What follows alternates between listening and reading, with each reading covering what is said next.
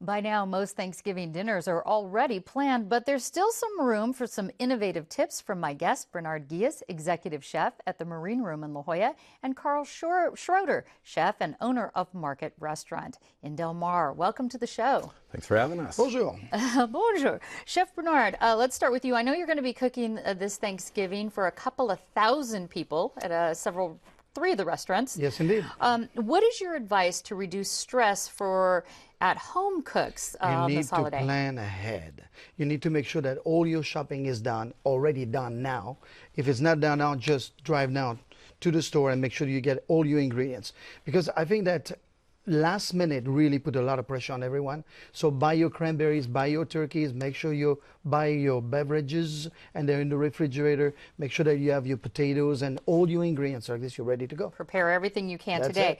And Chef Carl, for those of us like myself who aren't cooks, what is the basic rule if we decide at the last minute to cook a turkey? Call your neighbors, see if they'll have you over. That's a good one. Too late. It's too late, but you can't do it from frozen, right? Listen, I bought a frozen turkey 5-10 minutes before people were coming over, stalled them with beverages, and gotten it there. Okay. So it is possible. But better? It's better to think a little bit in advance. It's a very special day for people. You don't want to disappoint. But if you had to, you could run water on it. You can get it thawed out enough to where you're cutting the breasts off and roasting them separately. Not advised. I've been guilty. Okay. Well, how about minutes? You guys had some discrepancy on how much per pound we should cook. We've worked out our differences. Yes, indeed.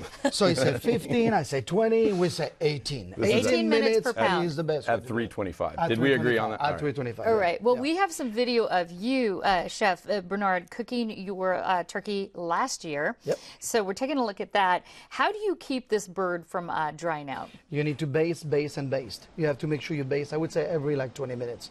But what I like to use is I use a lot of butter. So you don't have to worry about the butter because the butter will drip on the bottom of the pan because your bird supposed to be on a wire rack.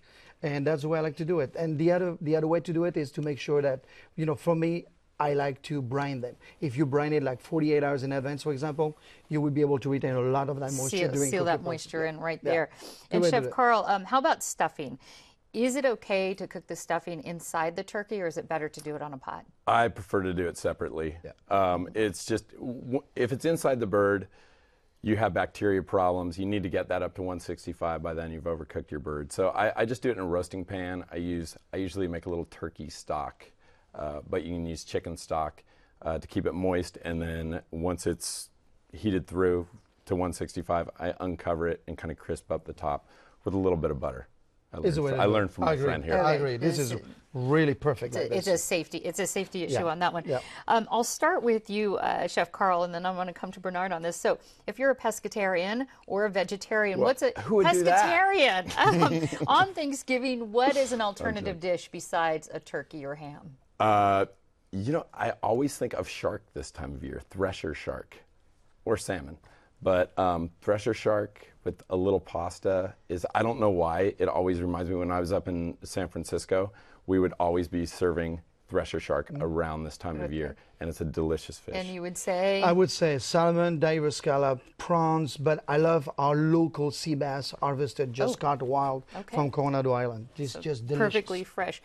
In going with this, what is your favorite side dishes this year? Ooh, favorite side dishes, I would say wild mushroom bread pudding, and it is savory and it's delicious, sexy. A little bit of truffle oil with that, or truffles, yummy. Okay, and how about you? I'm keeping it simple. This time of year, all the little root vegetables, all those little baby root vegetables you get at the farmers markets, the turnips, parsnips, all that, tossed in a little bit of oil, herbs, a little garlic on a roasting pan at about, I usually do 375, kind of a high heat, get a little caramelization on them, and there's nothing better. Just very simple. Well, let me ask you this, though. Okay, we're going to have to end on this. So, Chef Bernard, I'll start with you.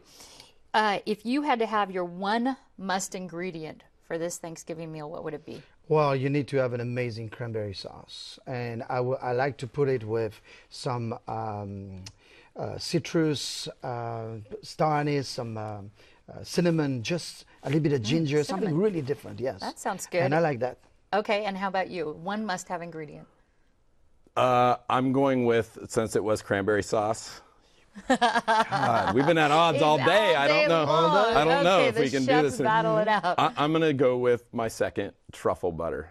I get a really nice truffle butter, and I rub it up under the skin of the turkey, and I put it in my mashed potatoes, and I finish my vegetables with it. So that would be my one. So the bottom line is, if you take the turkey and everything we put together, we should have dinner at your house. We should have dinner at your house. Yeah, All right. at my house. Well, I How'd that appreciate happen? you both stopping by on this very busy day, and happy Thanksgiving. Happy Thanksgiving Thanks to for having us. everyone. Thank you.